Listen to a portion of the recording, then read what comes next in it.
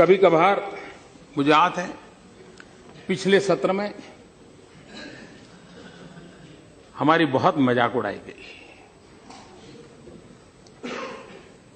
मैं नहीं जानता हूं इस प्रकार का भाषा का प्रयोग जो कर रहे थे उचित होता था। यहां तक कह दिया कि आपको वीजा दे रहे हैं पार्लियामेंट में आने का। इस प्रकार का प्रयोग करने वाले लोगों को मैं और तो कुछ कहता नहीं हूं, लेकिन मैं इतना कहता हूं,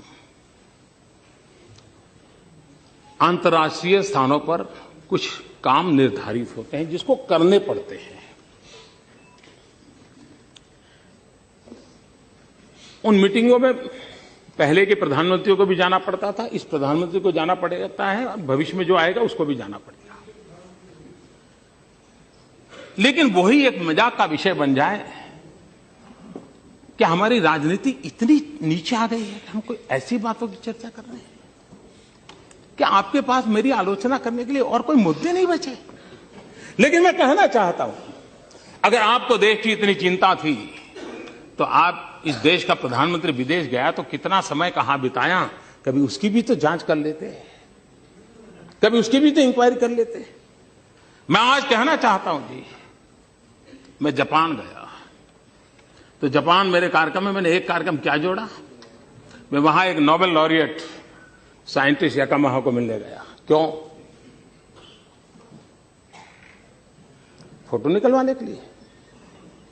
मैं इसलिए किया गया कि उन्होंने स्टेम सेल के अंदर जो रिसर्च की है, मैंने जितना पढ़ा था तो मेरे मन में आया था शायद इनकी एक खोज हमारे काम आ सकती है क्या। क्योंकि मैं जानता हूं मेरे देश के आदिवासी, उन आदिवासियों को परंपरागत रूप से सिकल सेल की भयंकर बीमारी से जूझना पड़ रहा है, और सिकल सेल की बीमारी कैंसर से भी भयंकर होती है। जिन्होंने सिकल सेल की बीमारी वालों के विषय में पूछा है तो पता चलेगा ये कितनी पीड़ादायक होती है और पीढ़ी दर पीढ़ी चलती है।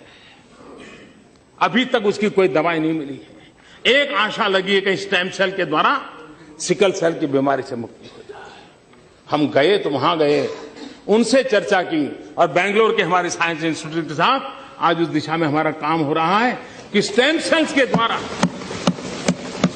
हमारे युवा साइंटिस्ट कुछ खोज करें। मेरे आदिवासी भाइयों को पीढ़ी दर पीढ़ी जो परेशानियों से जिंदगी गुजारनी पड़ती है उससे वो बाहर आ रहे। हम ऑस्ट्रेलिया गए, G20 समिट में गए। हम कहां गए? मैं उस किसानों के साइंटिस्ट, एग्रीकल्चर साइंटिस्टों को मिलने गया, उनके लैब में गया जिन्होंने प्रति हेक्टर ज्यादा चना उगाने का और सबसे खराब धरती पर चना उगाने का सफल प्रयोग किया था, रिसर्च किया था। कहीं पढ़ा था मैंने, मेरे मन में पढ़ा था, मैं उनके पास गया। हमारे देश को पल्सिस में हम बहुत पीछे हैं। देश को पल्सिस की जरूरत है। गरीब आदमी को न्यूट्रिशन फूड के लिए प्रोटीन जरूरत है। हमारे देश के गरीब को प्रोटीन मिलता है दाल में से, पल्सिस में से मिलता है।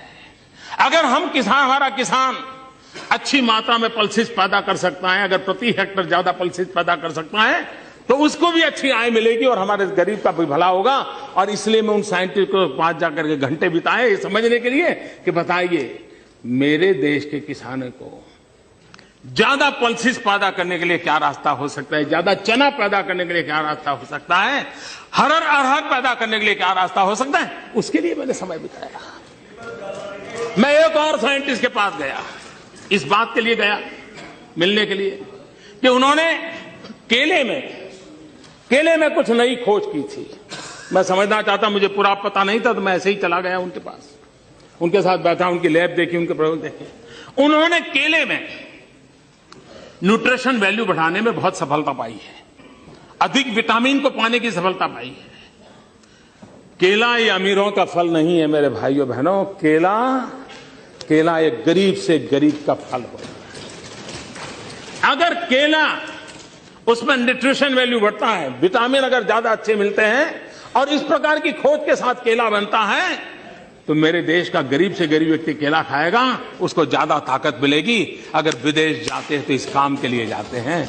देश का गरीब हमारे दिमाग में होता है, देश का आदिवासी हमारे दिमाग में होता है, देश का किसान हमारे दिमाग में होता है, और दुनिया में जो भी अच्छा है, जो मेरे देश के गरीबों के काम आए, उसको लाने की एक तड़प होती है। उस तड़प के लिए हम कोशिश करते हैं, और इसलिए